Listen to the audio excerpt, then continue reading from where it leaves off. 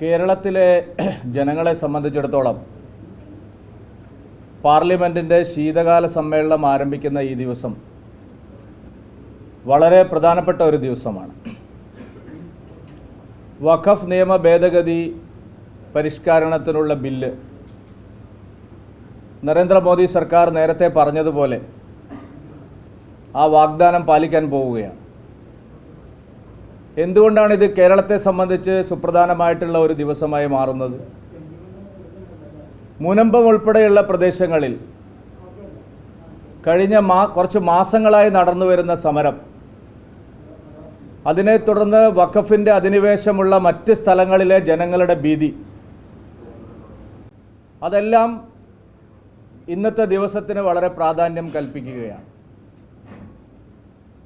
മുനമ്പത്തെ കുടിയൊഴിപ്പിക്കപ്പെടുന്ന ആയിരക്കണക്കിന് കുടുംബങ്ങൾ, അവർക്ക് ഇന്നത്തെ ദിവസം വളരെ പ്രധാനപ്പെട്ട ഒരു ദിവസമാണ്.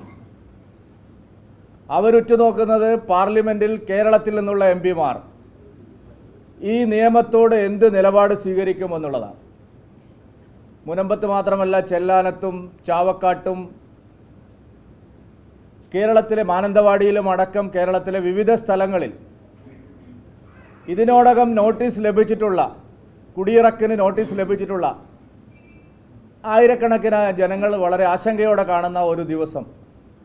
അവരുടെ പ്രശ്നത്തിന് ശാശ്വതമായിട്ടുള്ള പരിഹാരം നരേന്ദ്രമോദി സർക്കാർ കാണുന്ന ഈ സന്ദർഭത്തിൽ നമ്മുടെ സോക്കോൾഡ് മതേതരവാദികളായിട്ടുള്ള എംപിമാർ പാർലമെൻറ്റിൽ എന്ത് നിലപാട് സ്വീകരിക്കുമെന്നുള്ളത് പ്രധാനപ്പെട്ട ഒരു കാര്യമാണ്.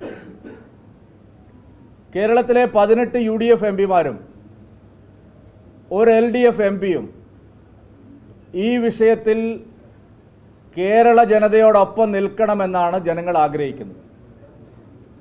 അതായത് വലിയൊരു ശതമാനം വരുന്ന ക്രൈസ്തവ ന്യൂനപക്ഷവും വഖഫിൻ്റെ ഭീതി നിലനിൽക്കുന്ന മറ്റ് പ്രദേശങ്ങളിൽ ജീവിക്കുന്നവരും ആഗ്രഹിക്കുന്നത് കേരളത്തിലെ 19 എംപിമാരും വഖഫ് നിയമ പരിഷ്കാരത്തെ അനുകൂലമായി കൈ ഉയർത്തണമെന്നുള്ളതാണ്.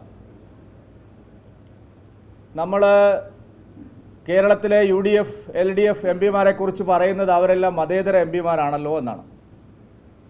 ഷാഫി പറമ്പൻ്റെയൊക്കെ മതേതരത്വം ഇന്ന് കേരളത്തിലെ ജനങ്ങൾക്ക് കണ്ണ് തുറന്ന് കാണാൻ കഴിയും. ഈ വഖഫ് ബില്ലിന് അനുകൂലമായിട്ടാണോ പ്രതികൂലമായിട്ടാണോ അവർ കൈ ഉയർത്താൻ പോകുന്നത് എന്നുള്ളത് വളരെ പ്രധാനപ്പെട്ട ഒരു ചോദ്യമാണ്.